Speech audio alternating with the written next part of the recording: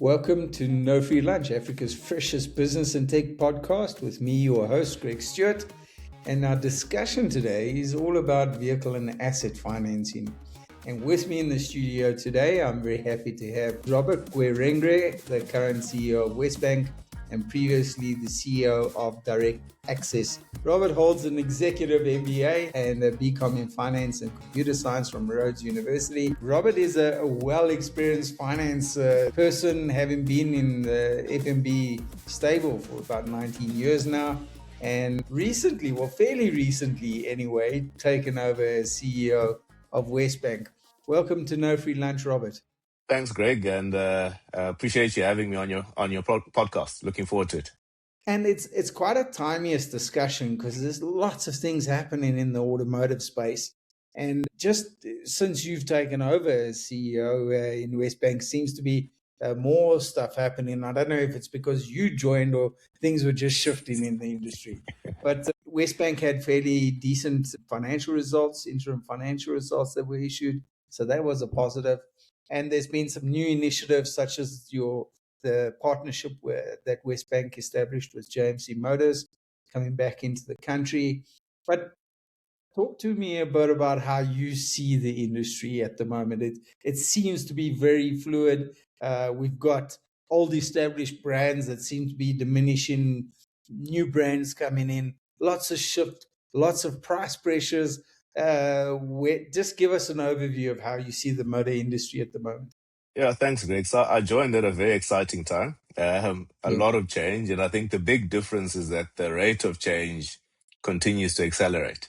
I think in the past, changes would happen in the industry, but it feels like sort of changes that would take 5 years in the past are now taking 6 or 7 months to come into effect. Right. The big shift has been, I guess, the Chinese OEMs coming into South Africa and sort of growing their presence in South Africa. If you look at it, in 2016, I think Chinese OEMs accounted for 0.1% of new vehicle sales in South Africa. And now of new vehicle sales, up to a third. So that's a massive jump. And that jump has been most pronounced in the last 18 months and continues to climb. That's probably the biggest shift that we see. The established brands are trying to fight back, but there's a lot, I think, in terms of an advantage that the Chinese OEMs have had because they've been planning and preparing for this for the last 20 years. So if you've had the privilege of visiting China, which I had earlier this year, you'll see that, they're light years ahead in terms of what they do manufacturing-wise, what they're putting into innovation, in terms of automation, the types of cars that they're producing, how price conscious they are, and therefore how cheaply they can manufacture certain cars with certain elements in them that, traditional OEMs would have as extras you needed to pay for. Those come standard and at a lower price. So it's certainly great for the consumer, but it makes for a very interesting market at the moment. So just in terms of that market shift, one of the things that obviously is a concern for some people at the moment is the longevity of some of these brands. We have seen some of these brands come into, Chery came into South Africa before, left South Africa, is back again, and it's back in a big way. JMC that Wesbank partnered with similarly was in the country for a while, left the country, came back. We've seen quite a few of these shifts. Do you think that there's longevity? And secondly, in terms of risk appetite and risk management, obviously Wesbank is financing vehicles. How do you view the vehicle value, maintaining its retaining value of vehicles in terms of resale and so on? Those are big risks involved in financing. How do you see that? So it certainly has helped for us to have spent some time in China, understanding what's happening on the ground, speaking to the leadership teams of the OEMs around their plans, how much they're investing. And I can't really speak for sort of a decade ago and somewhere in and out. I can speak for now. The guys are really, really prepared. They're focused on being in South Africa. They see us as a springboard for them into the broader African continent. You can see, for example, Chery taking over the Roslyn plant from Nissan just outside Pretoria. And they're here to stay. I don't think you start manufacturing locally if your intention is to jump.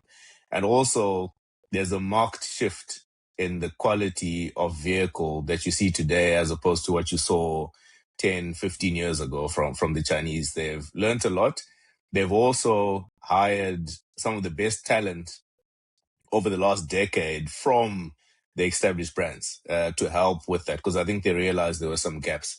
So I'm not really worried around the longevity of those brands, particularly as they are selling massive volumes of units into the market. So for them, it makes sense to stay here and to continue to build.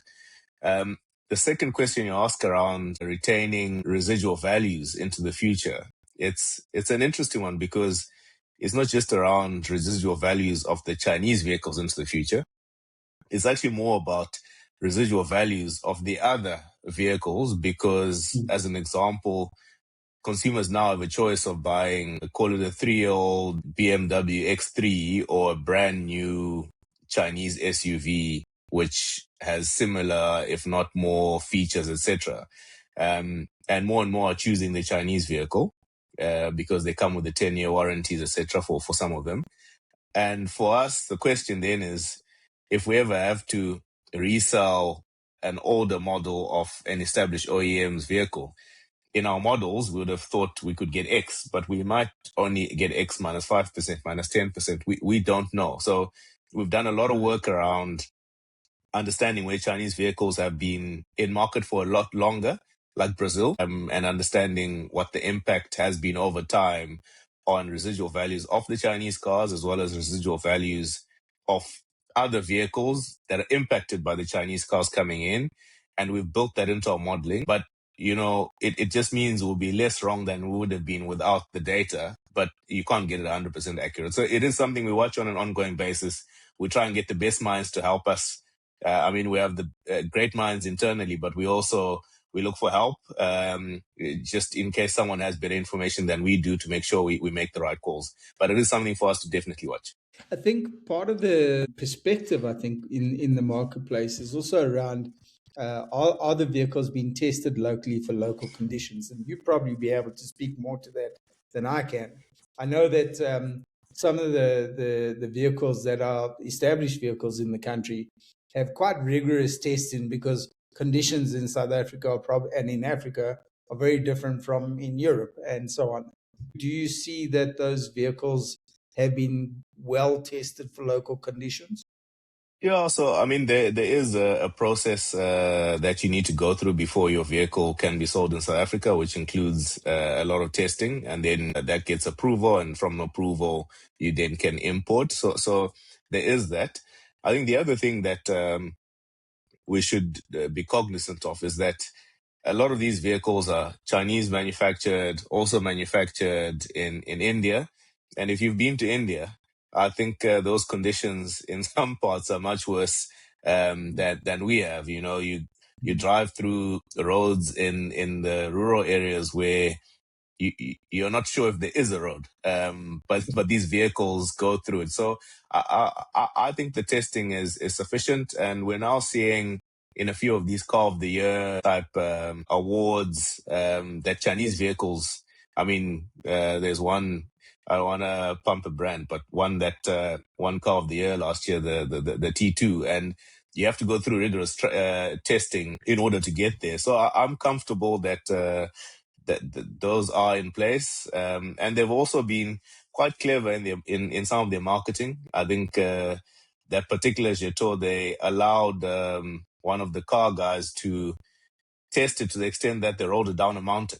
Yes. Because they were comfortable that it can withstand all of that. So I think that the vehicles are of high enough quality, and the testing is rigorous enough. There's also a matter of, especially this whole EV market really starting to expand rapidly.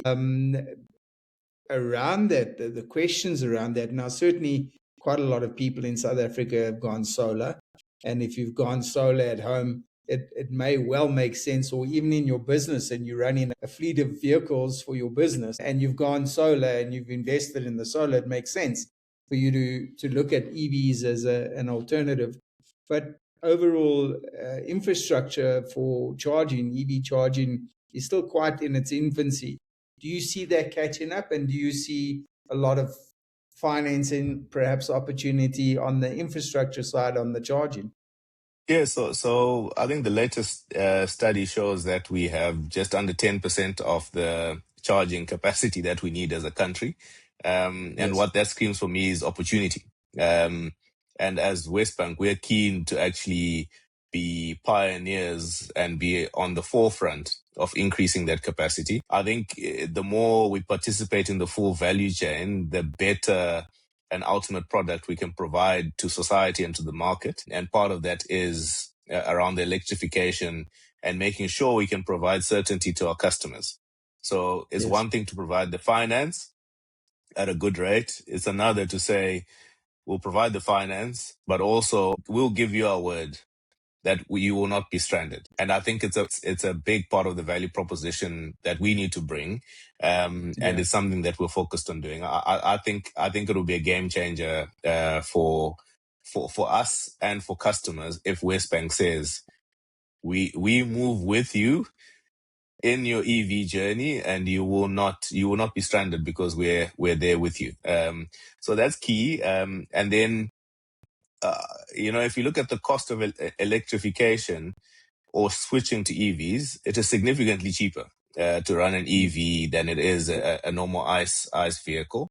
And also, I think hybrids are sort of getting more popular because it's sort of the halfway house. But the war in the Middle East has sort of pushed people that way because, when petrol was at its highest, I mean, it was problematic, right? Like at those prices, it's difficult to. Yeah, it's. I mean, if you had a big engine, a petrol engine, like you start as you rev that car, all you're thinking is R1, R2, R3. It's a lot of money, and it becomes prohibitive. So it actually led to an uptick in customers looking for hybrid and EVs, which is good. And now we just need to make sure we don't waste the crisis, and we push the agenda to electrify, because I think ultimately it's better for all. We got fleets that we're looking to do that as well in our fleets business, which will be amazing if we can, or when we get that right. And we'll continue that journey. Again, having been to China, it's just, it's great to see what they've managed to do in not a long period of time. And just as a little example, I mean, before you buy a car in China, you have to buy a license plate. So if you want a license plate for a normal ICE vehicle, a combustion engine, they tell you there's a 3-year waiting period if you want that number plate. 3 years. If you want an EV, if you want an EV one, you can have one right now. So what do people do? They buy the EV. Yeah, There's so no such thing as subtle persuasion, is there? It's very subtle, very subtle persuasion. So, I mean, you walk around the streets of Beijing, it's very quiet because there's a lot of electric vehicles, electric buses, no real pollution. The pictures we saw 10 years ago of like smog, all of that's gone. So I think there's an opportunity for us there. Yeah, I think, everyone wants a bit cleaner air, certainly in the cities that we sit in and so on. And it's not just the vehicles that create the pollution. There's obviously a lot of other things, but we certainly could do with cleaner air. The big thing, though, for moving to EVs was a number of things. The charging thing was the one thing. The other thing that's changing is the distance that the vehicles can now achieve. With every consecutive model that comes out, it seems to me they're reaching more and more and more. I was at an event recently with one of the Chinese vehicles manufacturers, and they said they're bringing out an ordinary sedan next year, just a small sedan with a 400-kilometer range. So that range is certainly extending, and I think that's also going to be part of the solution to allaying fears, perhaps, with people. Ordinary running around the city on day-to-day isn't really an issue, but it's those longer trips that And I think overcoming that is also a hurdle that's going to have to be breached. Yeah, spot on, Greg. And I mean, you talk about technology shifting. We saw two models that get 800 kilometers of range is 8 minutes of charging on a Wow. fast charger. It's incredible. So imagine you have that here. You basically can go get a top up as your windows are getting cleaned, because I think we should keep people employed. And I think there's a reason for that in the services they can provide, check your tire pressure, etc. I mean, basically by the time they're done, you've got 800 kilometers of range. So I think that's a game changer and will allay a lot of fears. And then also what's encouraging is that there are a lot more EV variants coming in at the plus minus 300,000 Rand mark for a brand new sedan. And that's really great value. Those you get 400 Ks of range, but that entry price point is just, I mean, they're now people that it actually is cheaper to do your running around in that. And then if you want a weekend longer drive, then you use what used to be your daily car, because just the cost is prohibitive normally. So that's all very encouraging in terms of what's happening in the market. Yeah. And let's talk a bit about fleets and businesses, because from a business perspective, it can definitely be a game changer. And you're starting to see EV commercial vehicles coming into the market, not so much here in South Africa, certainly elsewhere in the world. But I would imagine your smaller vehicles, your buckies and that sort of thing, that you're going to see a lot more emerging into or coming into the market along those lines, smaller trucks, smaller delivery vehicles. There's a scooter company in Africa called Spiro that has launched all of these little delivery bikes that are all electric bikes. Imagine all the Checkers 6060 and so on were running around on electric. Do you think that's where the market's heading? Talk to us a bit about that. Yeah, absolutely. So the market's heading there. We've had conversations with the likes of Uber, Bolt, and others in that space around providing fleets and making them electric. And I mean, some of them are already piloting some electric vehicles there. And I mean, they look fantastic. I mean, as a start, they are newer vehicles, more comfortable, better technology. Yes. So I think there's definitely something to be said about that. The delivery guys, there are a couple of businesses who manufacture and provide those in Stellenbosch, and I think the view is to have a lot more electric vehicles in that. The smaller delivery vans, I think there are already some, and we are in talks with a few others to electrify. And we're also keen actually on the 30 tonners, the big trucks, because I think there's a massive opportunity there given the amount of fuel that's consumed by those.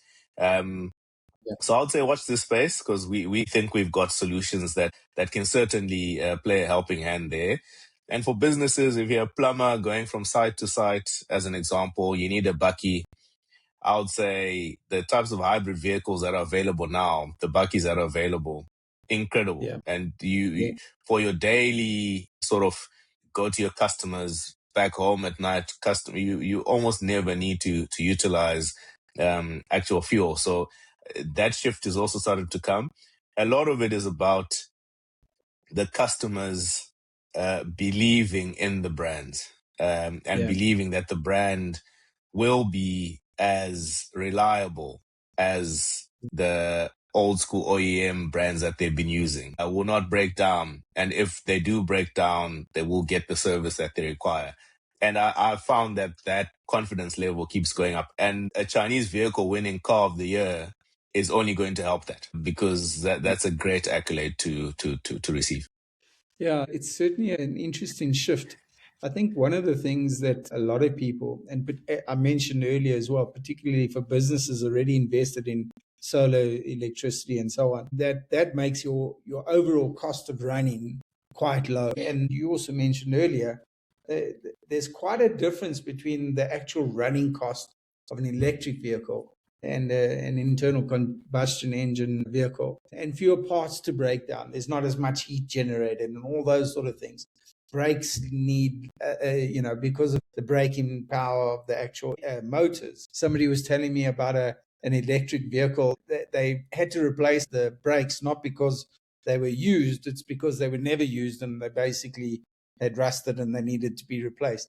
So, and that was after like 10 years or whatever the case may be. But I think there's going to have to be a bit of a mind shift, within industries, and also an understanding of what the total running costs of these vehicles are.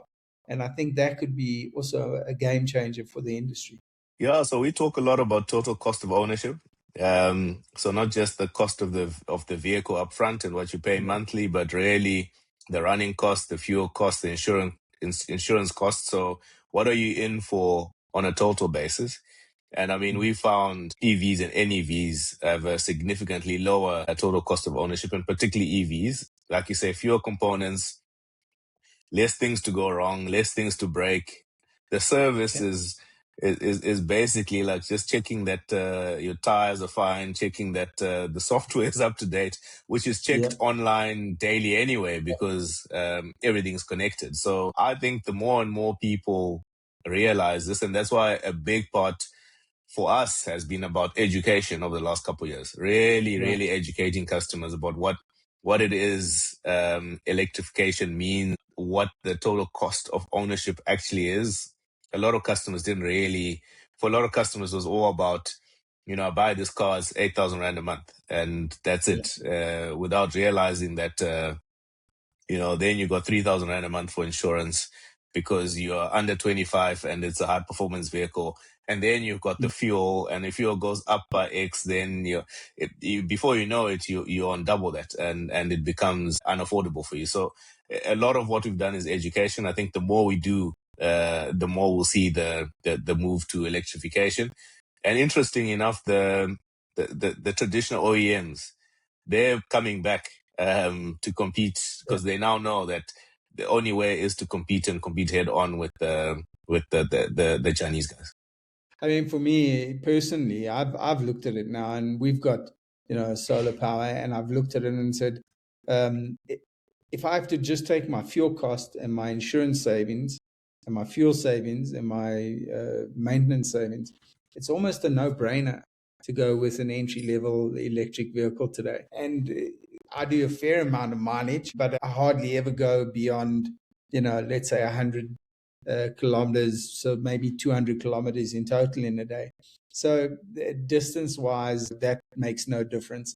And it's come to a point where, talking to the wife and saying, I think we need to get an electric car because it makes sense.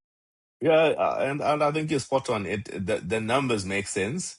And those that have done it also enjoy the drive. Like, it's nice to also zip around in a smaller car, shops and back, to work and back, pick up and back, and it just works. And the cost, I mean, what you save in petrol will pay for that car. So it actually does become a no-brainer. And some of those electric vehicles are pretty sharp on the acceleration as well. They're no slouches. So for those who like a little bit of vroom, it kind of meets that standard as well, doesn't it? Yeah, exactly. I mean, you almost on some have infinite torque, right? Like, it's not like it's got to wait for anything to. Yeah, it just goes. So you can have a fun drive in those cars while you save money and help save the planet as well. So I think you're winning all around. Okay, final question to you. And Robert, where's the future? What is the next big thing that's going to happen? And certainly from a financing point of view, are there big shifts happening in financing? You spoke about total cost of ownership. Are you packaging insurance together with finance? Where's the market heading? So I think where the market's heading is to more mobility solutions than, I guess, your traditional vehicle asset finance. And what I mean by this is, people are always moving, and I mean, as Wesbank, we say we move with you, but there are a lot of people we don't move with today because the solutions we offer aren't the right solutions for them. But they are mobile. They need transportation for X days a month, for 1 day a month, for a longer period, shorter period. They need a scooter as opposed to a car. They need an e-bike as opposed to a scooter. So I think the future is around just understanding better the mobility needs of our customers and Right. businesses, particularly smaller businesses, and figuring out models that make sense for them. Because ours is to, I guess, enable small businesses to produce and help deliver GDP growth ultimately, and also to enable people to go to school, go to work, go and sell their goods, live better lives, and live lives that they contribute to society and to the country in a more fuller way. Ultimately, we do want to make some profit, but we want to make a difference first. So the future for me is around mobility. Electrification is a great way we can do it, but I think there are other ways we can, and we can learn from the broader African continent where, they don't offer products structured the same way we do. Yeah. They don't have the credit bureaus that we do, because generally, if there's no credit bureau, we can't offer credit or a solution to you. But in the broad African continent, they do, and they make it work. Yeah. So we need to learn, and we also need to take some of the good stuff we can from here and move it onto the continent. But I'm excited about what the future holds and our ability to influence some of that positively. Well, on that note, Robert Guerengwe, it's been great chatting to you, and I hope we get to chat more about where the automotive and financing industry is heading in future. But thank you for joining me on No Free Lunch. Thanks, Greg. Enjoyed it. Cheers.